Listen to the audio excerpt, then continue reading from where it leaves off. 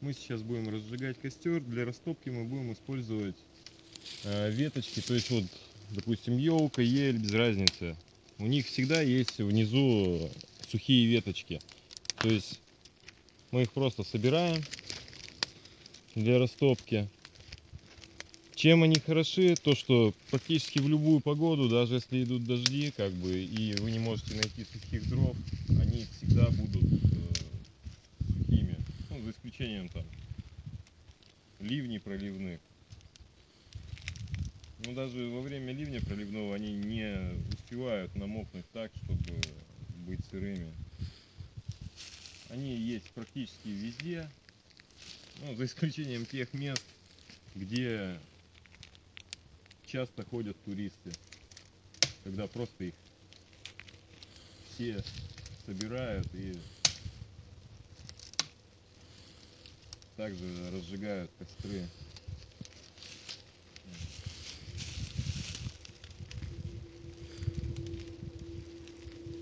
Надеюсь, что нам много не надо, так как у нас костер будет из сухих дров. Так что возьмем немного. В следующем тоже что-то останется туристам, если они здесь придут. А сейчас немного лирическое отступление. Сейчас месяц май. У нас растут подснежники. Вон они какие красавцы. Тоже есть. Также первоцветы всевозможные. Очень замечательно. В лесу, конечно, лучше прийти и посмотреть на эту красоту. Потом еще раз прийти и посмотреть. А в лесу лучше всего их не рвать домой, не нести.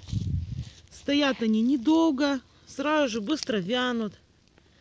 Так лучше сходить и понаблюдать за подснежниками. Очень красиво. Замечательно.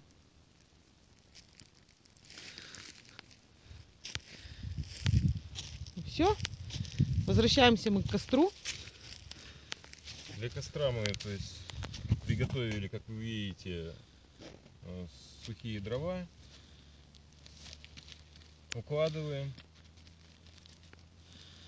Как-то домиком мы укладываем.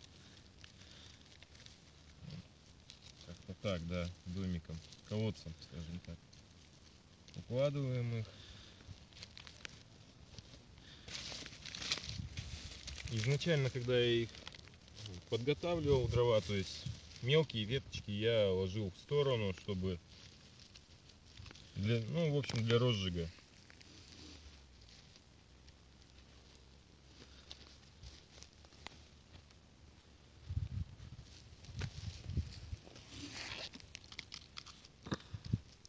Для разведения костра мы будем, в частности, я буду использовать вот такую вот зажигалку бензиновую. Не знаю, может кто-то скажет, что как так, надо использовать огниво и труд, но все-таки канал мы делаем для тех людей, которые только начинают походы в лес, то есть у них есть желание, но нет возможности, так как они не знают просто элементарных вещей. Зачастую вот я сталкиваюсь с тем, что у меня спрашивают, а что нужно с собой брать в лес? То есть элементарных вещей не знают, что одеть.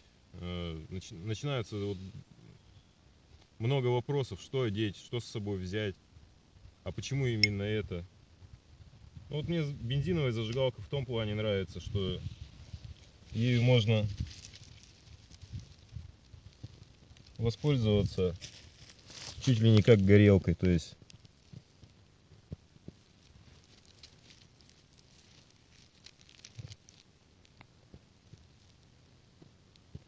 у нее нет такого ограничения, допустим, по горению, как у обычной зажигалки.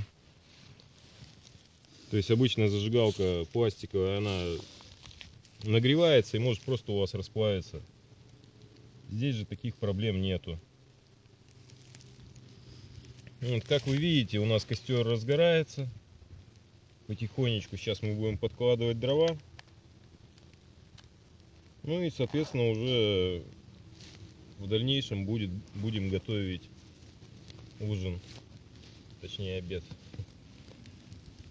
Допустим, для использования огнива, чтобы развести огонь, нужен труд. То есть подготовить материал, который, ну, в принципе, можно как бы и в лесу собрать, те же самые с березы, вот это вот. Но это мы будем показывать в дальнейших передачах. То есть, если кому-то будет интересно. А так как бы проще использовать те же самые спички, зажигалки, чтобы развести огонь. Ну и если кому-то интересно, может использовать огниво. Все-таки, мне кажется, это не может быть основным источником как бы огня, а скорее как дополнительное.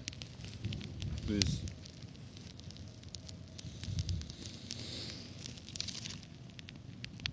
и желательно, допустим, если вы с собой взяли, ну вот пошли в лес, берете, допустим, зажигалку либо спички, то есть они у вас не должны быть в одном экземпляре, потому что просто элементарно можно не то что там промочить или что-то еще, а просто элементарно потерять можно.